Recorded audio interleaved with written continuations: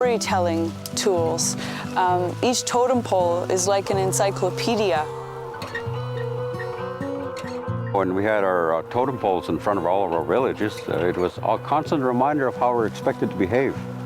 It really depends which totem pole you look at, you'll get different stories. We do have one in our family which does speak about our constitution and the laws of the land that our people live by.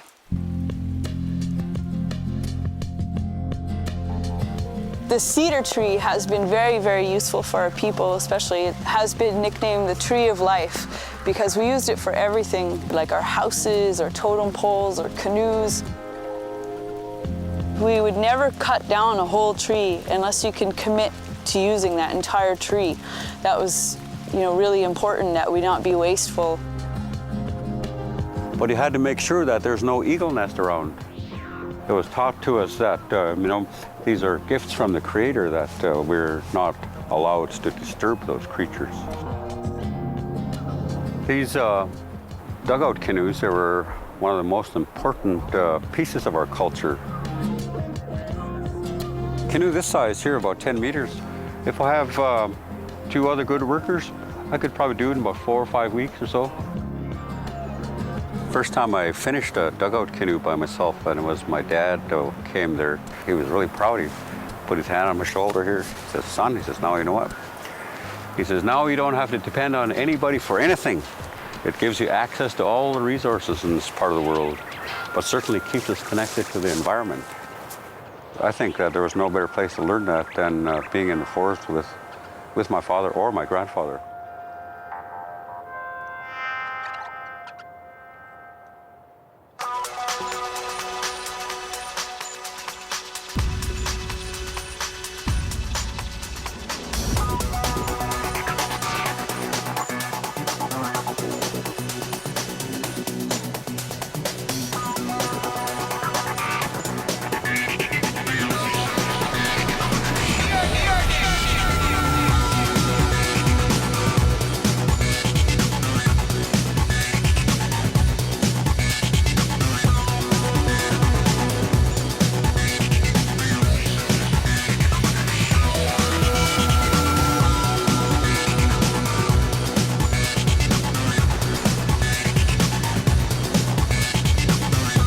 Haven't had a win for a long time, so I'm not going to go down without swinging.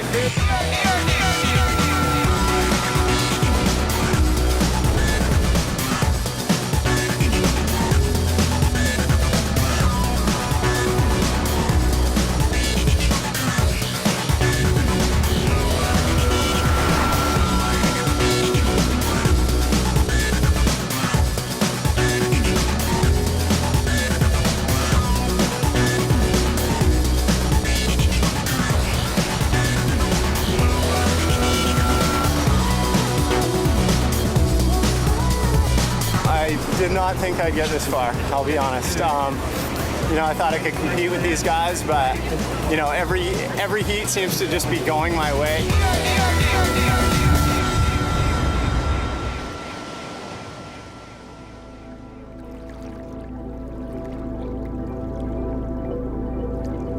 The paddle has always been an important part of our culture here, and my Uncle Carl makes some of the most beautiful paddles around here, traditional yew-wood paddles.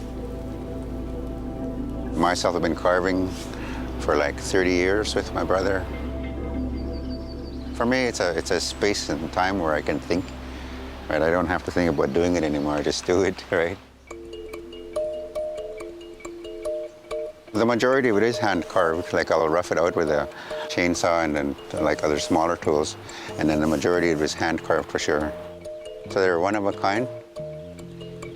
I've made hundreds of paddles over the years, and this is the first time for a trophy. Well, the paddle itself is used a lot for like hunting, like a lot of sea mammals, whales, otters. It's flexible. When you're paddling with it, it gives you that extra kick, and they're very quiet and efficient when you're paddling with them. Like our people survived around the water for thousands of years here. I think that it would be really fitting because of its symbolism. I feel that it would be really fitting for whoever's going to win it because of what it is. because of all the history behind it.